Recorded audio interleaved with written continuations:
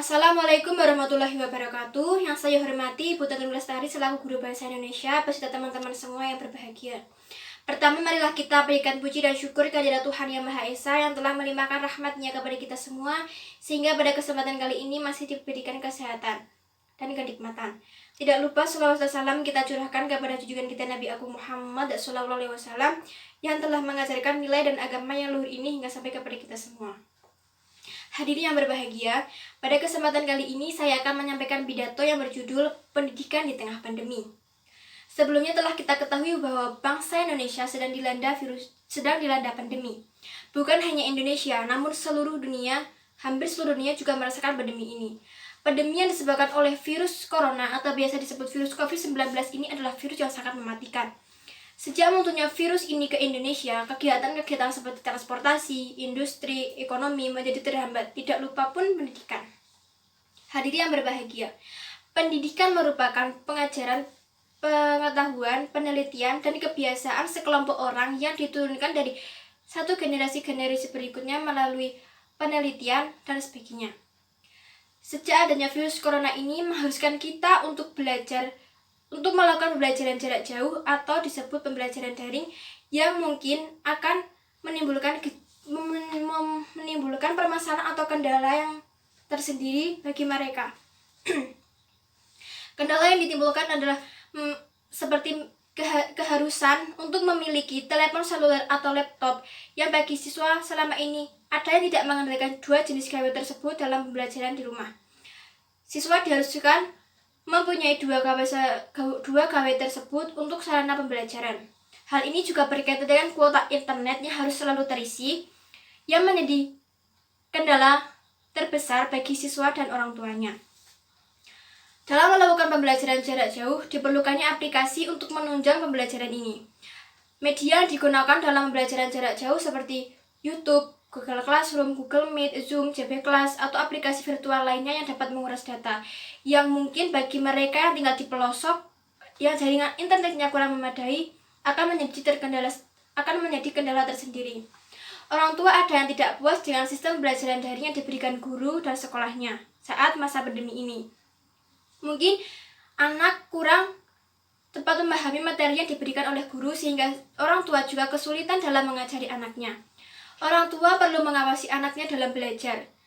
Diperlukannya komitmen untuk meluangkan waktu dalam pengawasan anaknya. Orang tua perlu mengawasi seperti harus mengecek apakah anak telah mengerjakan tugas atau belum. Namun tidak sedikit orang yang beranggapan bahwa tidak akan memberikan tugas yang sulit kepada siswanya. Tidak hanya orang tua dan siswa saja merasa keberatan dengan ini, namun guru juga merasa keberatan. Guru harus menyiapkan materi pembelajaran untuk disampaikan kepada muridnya sebaik mungkin agar murid juga dapat memahami materi tersebut dengan baik. Seperti yang telah saya sampaikan di atas tadi bahwa perlu digunakannya aplikasi seperti Zoom atau Google Meet untuk melakukan pembelajaran jarak jauh itu. Guru dapat berinteraksi secara langsung meski hanya menggunakan HP atau laptop yang mungkin sedikit mempermudah siswa dalam memahami pembelajaran tersebut. Saya yakin belajar secara mandiri atau otodidak bukanlah perkara yang mudah. Kita perlu membaca berkali-kali dan banyak melakukan latihan soal. Anak-anak mungkin sudah merasa tertekan dengan keadaan sekarang ini karena harus terus dikurung di rumah, dibatasi jika ingin keluar, tidak boleh masuk sekolah. Mereka terpaksa harus melakukan pembelajaran jarak jauh yang mungkin tidak seoptimal ketika mereka melakukan pembelajaran secara langsung. Membicarakan seberapa jauh kualitas pendidikan yang diterima anak dan terpaksa bersekolah secara daring selama pandemi menjadi keseharian orang tua saat ini. Dengan belajar daring, ini kualitas pendidikan menurun.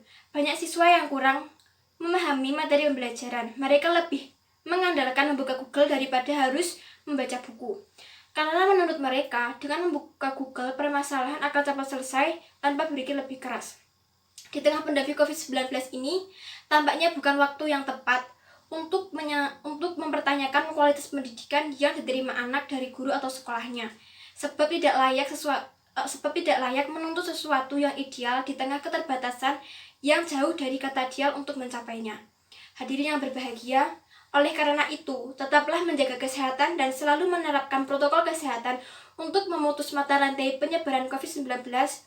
Tetap semangat untuk melaksanakan pembelajaran jarak jauh, karena pandemi ini tidak menutup kesuksesan untuk kita mencapai sebuah cita-cita. Ayo tetap semangat belajar. Sekian pidato dari saya.